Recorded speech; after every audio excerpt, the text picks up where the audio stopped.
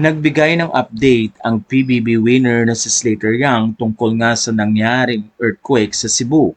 Doon ay maraming mga fans at mga kaibigan niya ang nagmensahe at nagbigay nga ng update si Slater para na rin malaman ng kanyang mga mahal sa buhay na maayos sila. Ayon kay Slater, "Hi everyone, thank you for all the messages and well wishes. The family is all okay from the quake last night. Praying for our fellow Cebuanos and everyone else affected from the quake."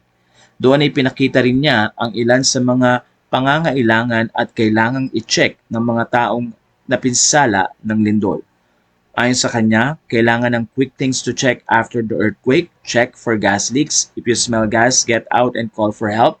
Look for cracks on walls, floors, columns, beams, and ceilings. If there are cracks, consult a structural engineer.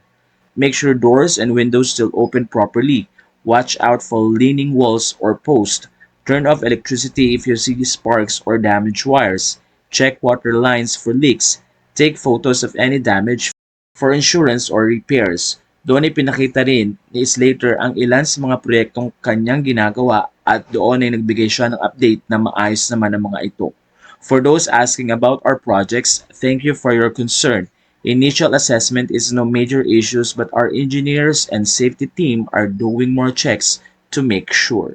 Sa puntong ito ay patuloy naman ang dasal at pagpapaabot ng tulong ng gobyerno lalo na sa mga nasalanta ng lindol sa lugar ng Cebu.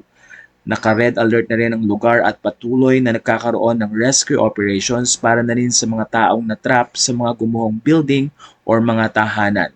Ilang mga netizen din na nagsabi na huwag iwan ang mga pets sa panahon na ito dahil nakakaawa din sila dahil walang nag-aalaga.